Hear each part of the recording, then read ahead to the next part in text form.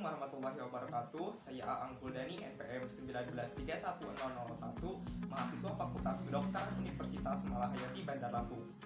Kali ini saya akan melakukan prosedur sekilai IPA tentang pemeriksaan ginekologis IPA dan Pap smear. Yang pertama yang akan saya lakukan adalah pemeriksaan ginekologis. Nah, pemeriksaan ginekologis ini bertujuan untuk mengetahui sumber penyakit atau mendeteksi kelainan-kelainan pada sistem reproduksi wanita dan untuk membantu menegakkan diagnosis sehingga kita memudahkan saat terapi yang lebih tepat.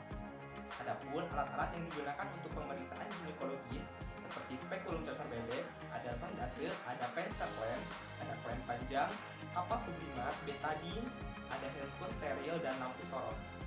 Yang pertama, kita melakukan salam kepada pasien, kemudian menjelaskan prosedur dan tujuan dari pemeriksaan ginekologis.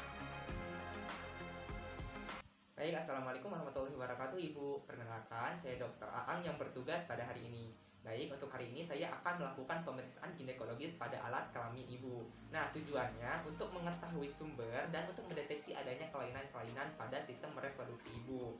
Nantinya untuk memudahkan kita menegakkan diagnosis dan untuk memilih terapi mana yang lebih tepat. Baik Ibu, apakah Ibu bersedia? Baik, bersedia ya Bu ya. Nah, langkah selanjutnya saya akan memberitahukan bahwa pemeriksaan yang akan saya lakukan itu mungkin terasa tidak nyaman, tapi itu tidak terlalu mengganggu kenyamanan Ibu. Baik Ibu, selanjutnya Ibu bisa membuang air kecil terlebih dahulu di kamar kecil, kemudian Ibu bisa membersihkan daerah kewanitaan Ibu, daerah kelamin. Kemudian setelah itu Ibu bisa mengganti pakaian dalam dan celana yang Ibu kenakan, menggantinya dengan sarung. Nanti setelah itu Ibu bisa kembali ke meja periksa. Baik Bu, ditunggu ya Bu ya, dipersilahkan. Baik, langkah selanjutnya setelah Ibu kembali dari kamar kecil, persilahkan Ibu untuk berbaring di meja periksa. Kemudian posisikan pasien dengan kaki ditekuk 90 derajat dan paha dibuka. Kemudian kain disibakkan ke atas. Kemudian kita bisa menyetel lampu sorot mengarah ke daerah kemaluan wanita. Kemudian selanjutnya kita mencuci tangan terlebih dahulu dengan 7 langkah cuci tangan yang baik dan benar. Pertama, kita gosokkan telapak tangan, kemudian punggung tangan, kemudian jari-jari tangan menuju ke ujung jari tangan, lalu ke pangkal dan jempol, kemudian ke pergelangan tangan. Lalu kita basuh dengan air bersih. Setelah kita mencuci tangan dengan baik dan benar, kita menggunakan handscoon.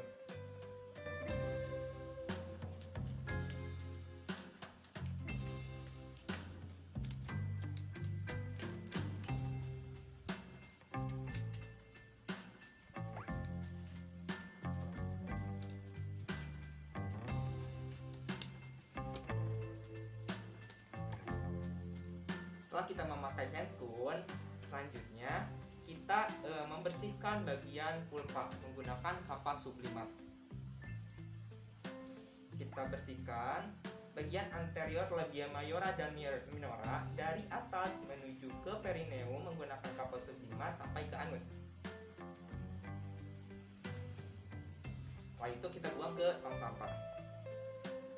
Selanjutnya pada anterior labia minora dan labia mayora bagian sebelah kanan, dari atas menuju ke perineum sampai ke anus menggunakan kapas sublimat. Setelah itu kita buang kapas ke tong sampah. Selanjutnya kita perhatikan vulva, apakah dia ada laserasi atau inflamasi ataupun ada jaringan parut atau ada benjolan dan lain sebagainya. Kita perhatikan. Kemudian setelah itu kita pisahkan antara labia mayora dan labia minora. Kita perhatikan kelenjar Bartolini, apakah ada benjolan ataukah ada massa, laserasi dan sebagainya di kelenjar Bartolini. Kemudian kita perhatikan juga di bagian sekitarnya. Nah, setelah itu kita akan memulai memasang spekulum. Sebelum itu kita beritahu Ibu bahwa pemasangan spekulum akan sedikit terasa tidak nyaman. Baik Ibu, selanjutnya saya akan memasang spekulum di vagina Ibu. Itu akan sedikit terasa tidak nyaman, tapi itu tidak sangat mengganggu, tidak terlalu mengganggu kenyamanan. Baik Ibu tetap relax dan tetap tenang, jangan ditahan ya Bu ya. Baik, setelah itu kita mulai memasukkan spekulum cocor bebek ke dalam vagina Ibu. Baik, tempelkan terlebih dahulu spekulum cucur bebek ke paha ibu agar ibu tidak kaget saat spekulum cucur bebek ini dimasukkan ke dalam vagina ibu. Kemudian ibu tetap relax dan lemas. Kemudian setelah itu satu jari tekan vagina ke arah bawah, kemudian masukkan secara miring ke dalam vulva. Setelah itu putar spekulum sampai mendatar, posisi mendatar, kemudian arahkan sampai ke porsio nampak secara abu. Kemudian setelah itu kita kunci spekulum. Nah, setelah itu kita perhatikan dinding vagina bagian dalam, apakah ada laserasi ataukah ada cairan yang menumpuk di dalam dinding vagina ataupun bercak darah. Nah, kemudian kita perhatikan porsionya, warnanya itu biru atau merah muda atau yang lainnya. Kemudian ukurannya kita perhatikan juga, kalau dia primipara dia biasanya sebesar jempol orang dewasa, jempol tangan. Kemudian kalau misalnya dia sudah menikah, biasanya dia sebesar jempol kaki orang dewasa. Nah, selanjutnya kita perhatikan OE apakah terbuka atau tertutup. Kemudian apakah keluar cairan atau bercak darah dan lainnya. Dan kemudian jika ada cairan, kita bisa membersihkannya dengan kasa sublimat dengan menggunakan penster.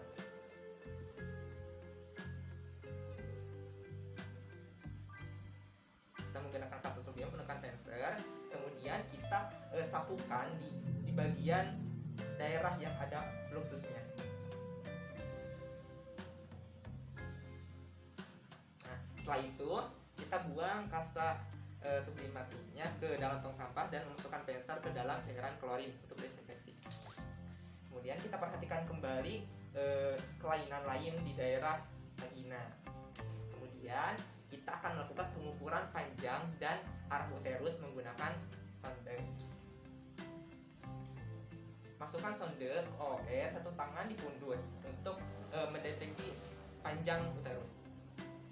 Kemudian kita masukkan sonde, kemudian putar arah untuk memastikan uterus antefleksi atau retropleksi. Kemudian setelah itu keluarkan sonde dan kita perhatikan lendir yang berada di sonde. Nah, berdasarkan hasil pemeriksaan uterus antefleksi dan panjangnya 7 cm. Kemudian masukkan sonde ke dalam larutan klorin. Setelah itu kita melakukan pemeriksaan BTB manual. Beritahu ibu bahwa kita akan melakukan pemeriksaan BTB manual. Baik ibu, selanjutnya saya akan melakukan pemeriksaan BTB manual. Sedikit tidak nyaman, tapi ibu tetap tenang dan tetap rileks ya. Baik, setelah itu kita akan membuka labia mayora dengan menggunakan jari tengah dan disusul dengan jari telunjuk menggunakan tangan kanan. Setelah itu kita nilai di kelenjar Bartholin apakah ada benjolan atau ada massa di bagian kelenjar Bartholin. Kemudian kita telusuri dinding vagina. Kita lihat juga apakah ada benjolan, massa, laserasi dan lain-lain, apakah ada cairan dan lain-lain. Kemudian kita masukkan lebih dalam tangan kita, rasakan di bagian porsio apakah ada konsistensi yang lunak atau keras. Kemudian setelah itu raba di bagian perlik posterior adakah yang menonjol atau massa. Kemudian raba juga di bagian agnesa kanan dan kiri.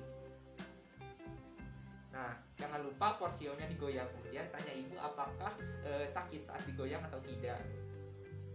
Kemudian keluarkan tangan. Kemudian setelah itu buka handscoon.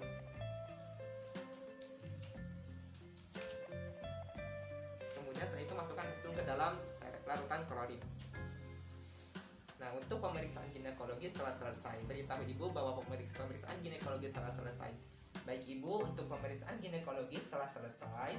Selanjutnya ibu bisa kembali ke kamar kecil untuk mengganti pakaian dan membersihkan bersih-bersih di daerah kelamin ibu.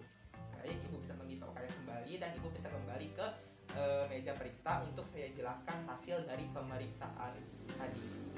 Baik ibu, terima kasih atas ketersediaannya. Untuk pemeriksaan ginekologis telah selesai. Kita menjelaskan hasil dari pemeriksaan kepada pasien. Saya Abdul Dani, mohon maaf bila ada kesalahan. Assalamualaikum warahmatullahi wabarakatuh.